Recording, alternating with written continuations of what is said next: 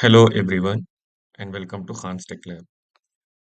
Today we will work on JNDI, which will be part of a couple of series. One is Spring Boot and second one is Tomcat. Basically, we will understand a few basics about JNDI, which is nothing but Java Naming and Directory Interface. Then we will implement JNDI for a Spring Boot web service. Actually, for a couple of web services which are developed on Spring Boot and running on a Tomcat server. As you can see here on the screen, I have just searched for what is JNDI in Google, and it returned me a response which is JNDI is abbreviated as Java Naming and Directory Interface, which is a Java API. So basically it is a Java API that allows applications to access naming and directory services. So basically, it provides a way for Java applications to look up and access resources. So Java applications to access resources like databases and messaging systems, JNDI will provide a way which will use name abstracting away the specific details of locating and accessing those resources. So basically, it doesn't know where the database or where the resource is. It just know the name. On the basis of name, Java application can access its resources. For example, database or message system or other resources. So here is a detailed breakdown. If you want, you can please go through all the use cases. Particularly in my use case, I will use it along with Spring Boot and Tomcat. As you can see here, I have just searched about Tomcat, Spring Boot, and JNDI. So Google has returned me some response. So what actually I meant is I want to integrate JNDI with Spring Boot application, which is running on a Tomcat server. The use case would be, for example, I have two my web services developed on Spring Boot. The name of the first application is first project and the second service or application is second project. And consider both of them are accessing the same MySQL database. And consider there is a schema called first schema and it has a table called employee table. So both of these services are trying to access this employee table of first schema. So basically they are trying to access the same database. In Spring Boot, how can we do that? So it is very simple. We need to configure the data source properties in the application.properties. And what are the properties we need to configure? The first thing is driver, second thing is URL, third thing is username, and fourth thing is password. As you can see, I have used first localhost 3306 and first schema as the schema. And the username is root and password is also root.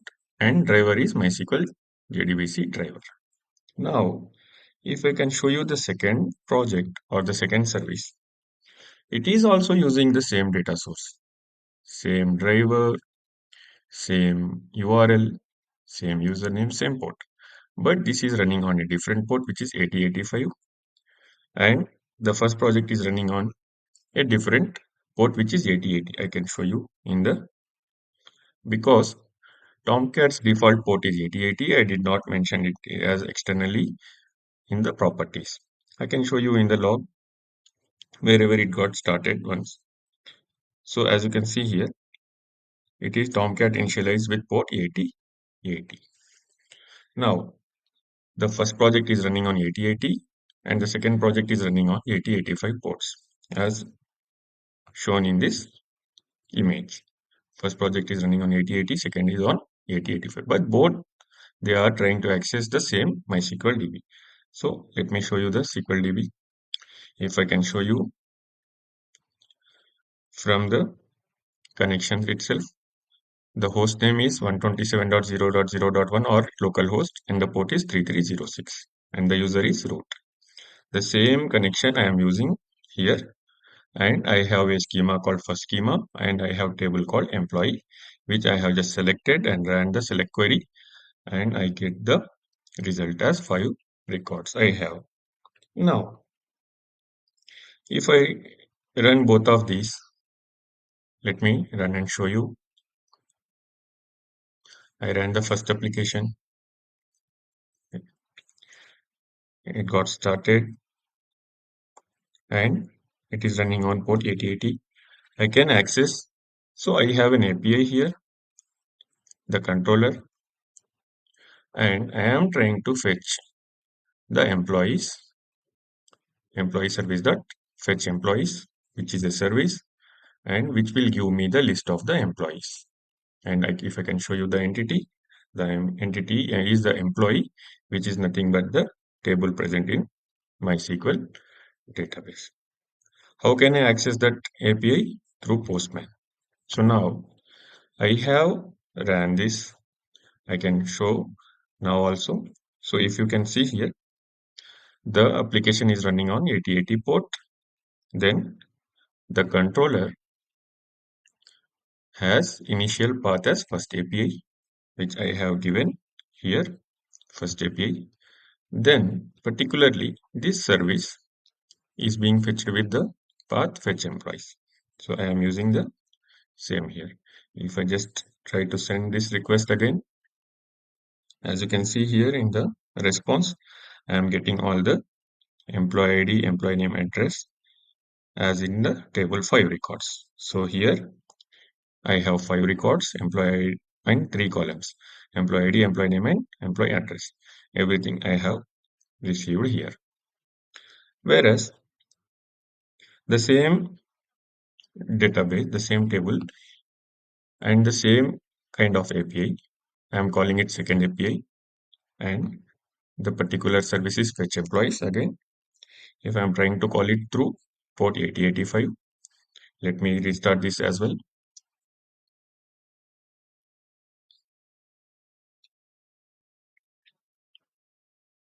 As you can see, it got started on port 8085.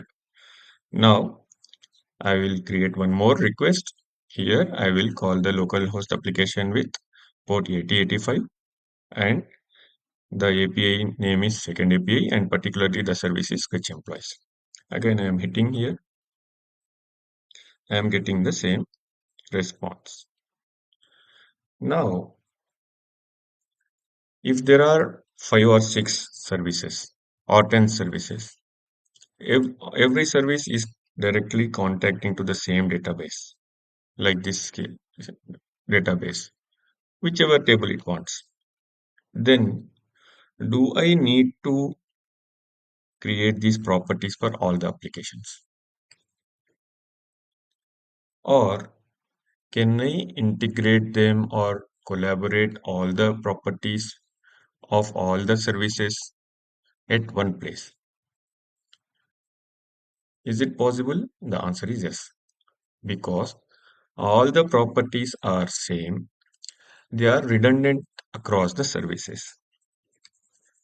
Another use case is, suppose you are delivering the application to your customer or client or any other team, and they have separate database and they don't want to share their properties with you. In that case also, you can just avoid these properties adding here because you cannot build a war file without these properties. What all you can do is you can skip them and use JNDI and deliver the application to the partner. Then you can just ask them to implement JNDI, which you can guide. Now I will be showing you how to implement the JNDI. All it needs is I will show you the picture of how it works. So here we have first project which is Spring Boot service, second project which is also a Spring Boot service. Now both are deployed in a Tomcat. Now I am running this Tomcat on port 8090 just for demonstration. This Tomcat, these services will reach to this MySQL database and the particular first schema and the employee table of this database using the JNDI service API. Now, what all we need to do? So here, as you can see, it is very simple. First thing we need to do is, as you can see here, configure the JNDI resource in Tomcat. So it is very simple. We need to configure the JNDI in the context.xml of Tomcat. Now, how to do that? Where to find the context.xml? It is very simple. Wherever you have the Tomcat, in the root directory of Tomcat, you will find a folder called conf. Inside this configuration folder, you will find one XML file called context.xml. Just open it and just add this resource, which we can see here, like resource. This one I will just copy and inside the context I will add it. It contains a few things. First thing is name, which is my data source, JDBC slash my data source. Then the authentication is container level. Then the type is javax.sql.data source. These remain same. What changes is driver class name. Depending on the database which you are going to connect. For example, we are connecting with the MySQL database, so we will use the MySQL driver here. The second thing, URL. So here, as you are adding the URL here in the data source of application properties. The same way we can copy this from here and we will add it in the context.xml in the place of URL. It has nothing but JDBC, the driver name, then localhost or any host name of the database, then port of the database, and then schema of the database. If you can see here, or here also you can see host name is localhost, port is 3306. So here also host name is localhost, port is 3306. Then if you can see here, we have the schema called first schema and the table name is apply. So first schema we have to take from here and add it here. That's all. Then what else we need? The credentials. So we have to give the credentials of the database and then save it. So we have completed one step which is context.xml configuration. Let us go to our Google page. The next step, configure Spring Boot to look up this JNDI resource. This can be done in application.properties or application.yml file. So here they have given a property which need to be added in the application.properties. So let me copy this and instead of all these properties, I will remove all these properties and just add this property. So let us break up this one also. So here is the my data source which we have configured in the context.xml. This one. That's all. We have completed the second step. Also, in the second, because we have two services, I will make the same in two services, both the services. Now, we are done with the second step. Or they are saying, alternatively, you can define a data source bean that performs JNDI programmatically also, like this one. But we are not going to do this way. We are going to use application.properties. And also we need to ensure a few things that the web application has Spring Boot, the Spring Boot application has extended with Spring Boot initializer, servlet initializer or not. Let us check that as well. As you can see here, this is the main class and it is extending the Spring Boot servlet initializer. Same in second service. Then all it needs is packaging should be in the var form. So if we can just go to the form.xml and you can see the packaging type, it is var. So we are all set to implement this. Now let me stop these two services and then let me first clean and build this project. So first I'm cleaning and building this first project first.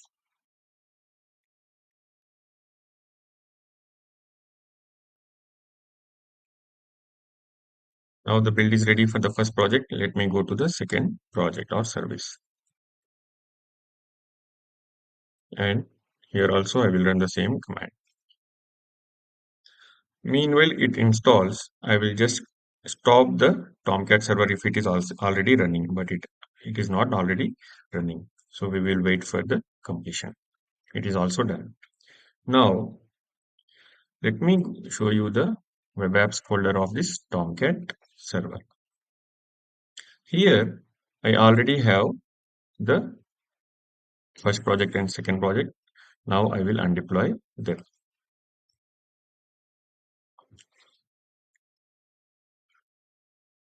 I have undeployed them by deleting. Now I will just copy the war files of the first project and second project from the target folder. So let me just rename it to first project and copy this and paste it in the web apps folder. The second one is the second project and here in the target, here also I will just rename it with proper name and copy this and paste it in the web apps folder of the Tomcat server.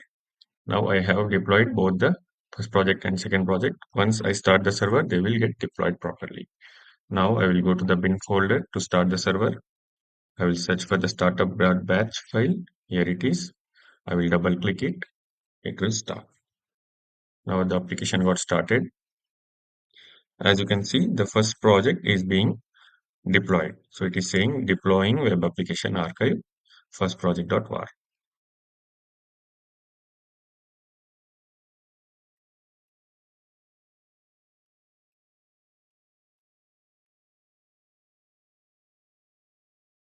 It got deployed. The first one got finished in 22,115 milliseconds. Then it started the deployment of second project.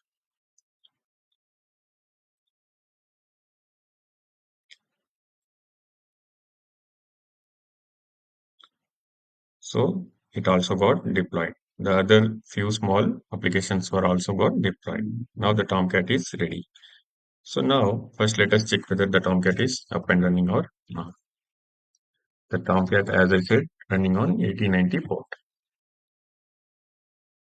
It is up and running. Also from the manager app, we can see whether they got deployed or not. As you can see, first project and second project got deployed. Now, let me try to call them through Postman. So here, As you can see, I am using 8090 port and the first project, first API, fetch employees, var file name, then the controller name, then the actual service name.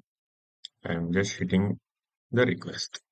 As you can see, I got the all the 5 records, 3 columns and 5 records. Let me go to the next tab. Here also I am using the same port 8090, which is the Tomcat server port.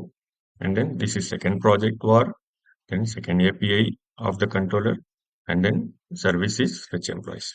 Let me hit it again. As you can see, it also got the response. Now, let me show you in the web apps folder. If you can go inside, once you deploy any project var, the Tomcat will create a folder of it like this. So if we go inside the web and inside the classes, you will see the application.properties, which we have configured here before we install it. So these two properties we have, the same properties we can find here. As you can see, you have not, we cannot find the name of the properties like URL, username and password. Only we have given the name my data source, which we have configured here in the context.xml. The same will be found in the second project also.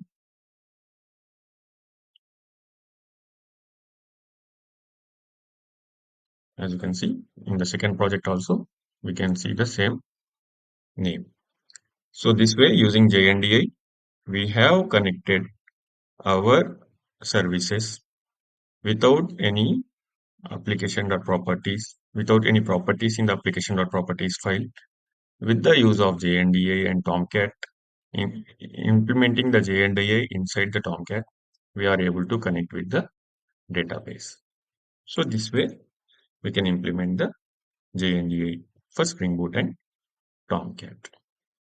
You can use it for multiple purposes. We will discuss everything in the upcoming sessions. So please stay tuned for the upcoming sessions. And if you like the video, please hit the like button and subscribe to the channel. Thank you.